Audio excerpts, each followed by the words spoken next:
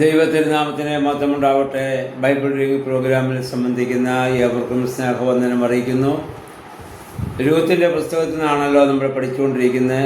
രൂത്തിന്റെ പുസ്തകം അവസാനത്തെ അധ്യായമായ 4-ാം അധ്യായമാണ് നമ്മളിന്ന് വായിക്കുന്നത്.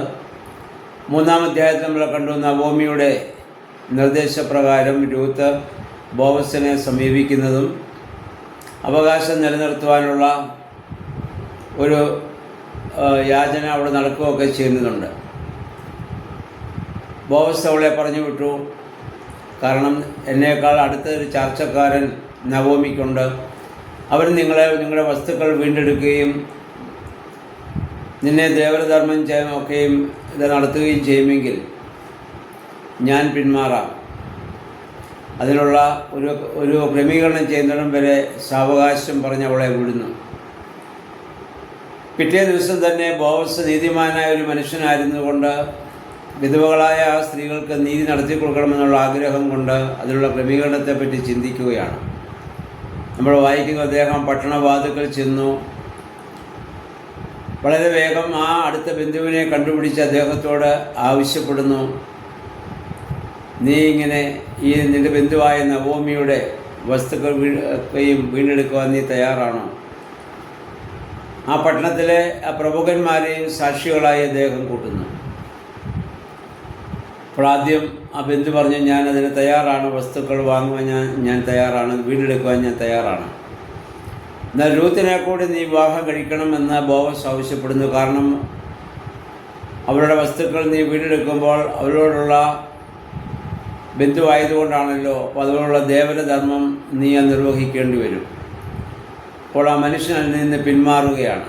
കാരണം രൂത്തിൽ നിന്ന് തനിക്കിനി മക്കൾ ജനിച്ചാൽ തൻ്റെ മക്കളുടെ അവകാശം അവരും പറയാൻ സാധ്യതയുണ്ട്, അതോടെ അതിന് സാധ്യമല്ല എന്ന് പറഞ്ഞു. അങ്ങനെ അവൻ പിന്മാറിയപ്പോൾ ബോവസ് അവളെ വിവാഹം കഴിക്കാൻ വേണ്ടി ഒരുങ്ങുകയാണ്. ദൈവത്തിൻ്റെ ഒരു വലിയ പദ്ധതി നമുക്കിവിടെ കാണുവാൻ സാധിക്കും. ബോവസ് എന്ന നീതിമാനായ മനുഷ്യൻ്റെ നീതിബോധം ഇവിടെ വളരെ സ്പഷ്ടമാണ്.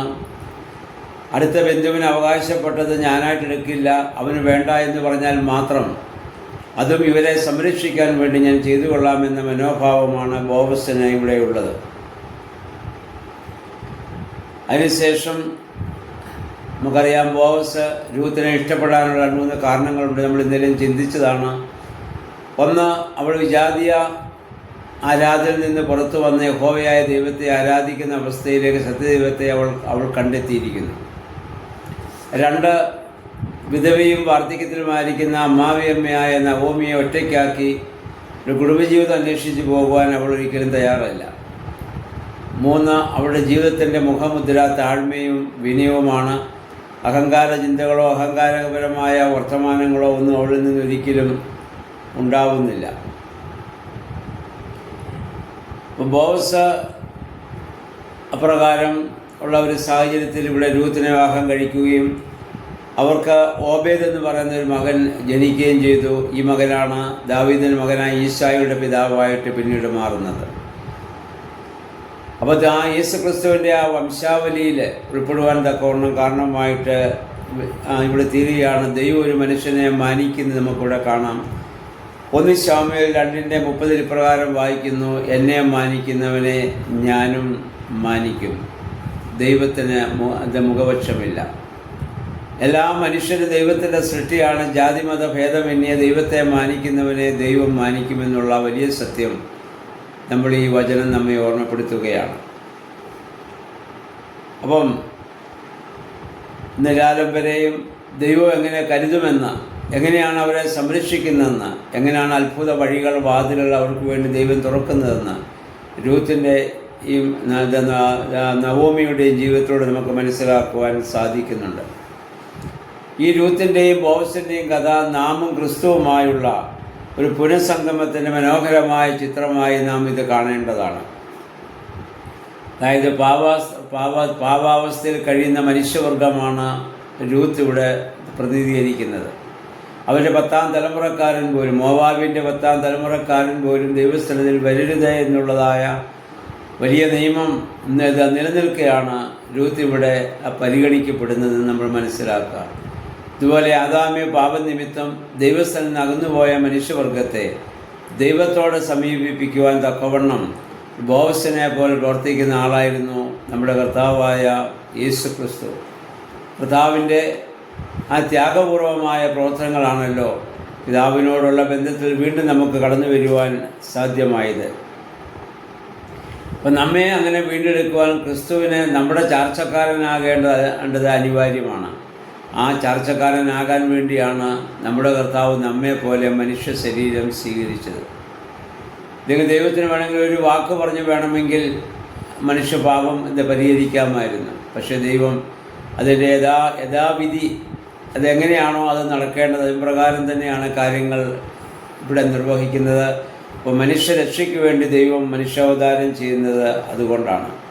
എബ്രായർ 2:17 പൗലോസ്ലീഹ പറയുന്നു, സകലത്തിലും അവിടുത്തെ സഹോദരന്മാരായ നമ്മോടവൻ സദൃശ്യനായി തീർന്നു. സകലത്തിലും അവൻ നമ്മോട് സദൃശ്യനായി തീർന്നു. നമ്മളെ അവൻ്റെ സഹോദരന്മാരാക്കി മാറ്റുവാൻ വേണ്ടി. അങ്ങനെ നമ്മുടെ അടുത്ത ചാർച്ചക്കാരനായി വീണ്ടെടുപ്പുകാരനായി നമ്മുടെ കർത്താവായ യേശു ക്രിസ്തു ഇവിടെ മാറുകയാണ്. അപ്പോൾ നമുക്കറിയാം, ഈ രൂത്തും ബോവസും തമ്മിലുള്ള കൂടിച്ചേരലിനുള്ള പദ്ധതി ആവിഷ്കരിച്ചതും ആ ആവിഷ്കരി നടപ്പിലാക്കിയതും ദൈവം തന്നെയാണ്. അത് നവോമിയിലൂടെ ദൈവം രൂത്തിനോട് പറഞ്ഞ് ദൈവം അവിടെ പ്രാവർത്തികമാക്കുകയാണ്. അപ്പം നാമും യേശുക്രിസ്തുവുമായുള്ള ആ ബന്ധവും അതിൻ്റെ എല്ലാ കാര്യങ്ങളും ആസൂത്രണം ചെയ്തത് യഹോവയായ ദൈവം തന്നെയാണ്. അതെപ്പോഴാണ്? ലോകസ്ഥാപനത്തിന് മുൻപ് തന്നെ. എഫേസ്യർ 1-4 നമ്മൾ വായിക്കുന്നതാണ്, ലോകസ്ഥാപനത്തിന് മുൻപേ ക്രിസ്തുവിൽ ദൈവം നമ്മെ തിരഞ്ഞെടുത്തുവെന്നാണ്. അപ്പോൾ ആ ദൈവത്തിൻ്റെ വലിയ തിരഞ്ഞെടുപ്പ് നമ്മുടെയൊക്കെ രക്ഷയ്ക്ക് മുഖാന്തരമായി ഭവിക്കുകയാണ്. അതുകൊണ്ട് നമ്മൾ എന്താണ് ചെയ്യേണ്ടത്? ദൈവസ്ഥാനത്തിൽ നമ്മെ തന്നെ രൂത്ത് എങ്ങനെയാണോ ബോവസിന് വിധേയപ്പെട്ടത്, എങ്ങനെയാണോ ബോവസിന് സമർപ്പിച്ചതായതുപോലെ ദൈവസ്ഥാനത്തിൽ നമ്മെ തന്നെ വിശുദ്ധമായി സമർപ്പിക്കുവാൻ നമുക്ക് സാധിക്കണം. അതിന് ദൈവം മുന്നമേ നമ്മെ തിരഞ്ഞെടുത്തു. റോമാലേഖനം 11-17 മുതലുള്ള വാക്യങ്ങൾ വായിക്കുമ്പോൾ പൗലോസ്ലീഹ അവിടെ പറയുന്നു, നാം എങ്ങനെ ക്രിസ്തുവിനോട് സംയോജിക്കപ്പെട്ടു. അദ്ദേഹം ഒരു ബഡ്ഡിങ്ങിൻ്റെ ഉദാഹരണമായി പറയുന്നുണ്ട്. ഇവിടെ പറയുന്ന ഇതാണ്, ഒരു മരത്തിൻ്റെ കൊമ്പുകളിൽ ചിലത് ഒടിച്ചു കളഞ്ഞിട്ട് കാട്ടൊലിവായ നിന്നെ കൊണ്ടുവന്ന് അവിടെ ഒട്ടിച്ചു ചേർത്ത് ഒരു മരത്തിൻ്റെ വേരിന് അനുയോജ്യമായ ഫലം കായ്ക്കുവാൻ തക്കവണ്ണം നിന്നെ യോഗ്യനാക്കി തീർത്തു. ഒരു ബഡ്ഡിങ്ങിൻ്റെ കാര്യമാണ് പൗലോസ്ലീഹ അവിടെ പറയും. ഇവിടെ ഒരു മരം യേശു ക്രിസ്തു എന്ന വ്യക്തിയാണ് സൂചിപ്പിക്കുന്നത്. അവനോട് നമ്മൾ അവരുടെ സ്വാഭാവിക കൊമ്പുകൾ കുറിച്ചുകൂടെ പറയാം. സ്വാഭാവിക കൊമ്പുകൾ പഴയ നിയമ ഇസ്രായേലായിരുന്നു എന്ന് നമുക്കറിയാം. എന്ന് പറഞ്ഞാൽ ആ കൊമ്പുകളിൽ ചിലത് ഒടിച്ചു കളഞ്ഞിട്ട് കാട്ടൊലിവായ നിന്നെ ഈ ഒരു മരവുമായി ബന്ധമില്ലാതിരുന്ന് നിന്നെ ഇവിടെ കൊണ്ടുവന്ന് ഒട്ടിച്ചു ചേർത്തു, ബഡ് ചെയ്ത് ചേർത്തു. എന്തിനാ? ഒലിവ് മരത്തിൻ്റെ വേരിന് അനുയോജ്യമായ ഫലം കായ്ക്കാൻ വേണ്ടി. അങ്ങനെയാണ് ഞാനും നിങ്ങളും ക്രിസ്തുവിൻ്റെ ഭാഗമായി മാറ്റപ്പെട്ടത്. നമുക്ക് യോഗ്യത ഉണ്ടായിട്ടല്ല, കാട്ടൊലിവിൻ്റെ സ്ഥാനത്തായിരുന്നവരാണ്. സ്വാഭാവിക പോലെ ഒടിച്ചു കളയാനുള്ള കാരണം പറഞ്ഞു, സ്വന്തമായതിലേക്ക് അവൻ വന്നു, സ്വന്തമായവരോ അവനെ കൈക്കൊണ്ടില്ല. അതുകൊണ്ടാണ് അവരെ ഒടിച്ചു കളയേണ്ടി വന്നത്.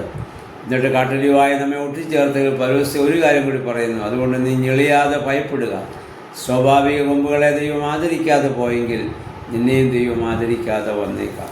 അപ്പം അതുകൊണ്ട് താഴ്മയോടും വിനയത്തോടും കർത്താവായ യേശു ക്രിസ്തു നമുക്ക് ചെയ്ത രക്ഷാകരമായ പ്രവർത്തനങ്ങളെ ധ്യാനിക്കുവാൻ ഈ രൂത്തിൻ്റെയും ബോവസിൻ്റെയും സംഭവം ഈ ആഴ്ച നമ്മെ സഹായിക്കണം. പ്രത്യേകിച്ച് ആഴ്ചയിലേക്ക് വിടാനുപോയ ആഴ്ചയിലെ ചിന്തകളിലേക്ക് നമ്മൾ പ്രവേശിക്കുമ്പോൾ ഈ രൂത്തിൻ്റെ പുസ്തകവും ആ ബോവസും തമ്മിലുള്ള കൂടിക്കാഴ്ച, അവർ തമ്മിലുള്ള സംഗമം നാമും ക്രിസ്തുവുമായുള്ള സംഗമമായി കണ്ടുകൊണ്ട് ദൈവത്തെ മഹത്വപ്പെടുത്തി ജീവിപ്പാൻ നമുക്ക് ശ്രമിക്കാം. ദൈവമേ, പരിശുദ്ധാത്മാവേ, അതിന് ഞങ്ങളെ ശക്തീകരിക്കണമെന്ന് നിങ്ങൾക്ക് പ്രാർത്ഥിക്കാം. എല്ലാവരെയും സർവശക്തനായ ദൈവം ആയതിന് അനുഗ്രഹിക്കുമാറാകട്ടെ.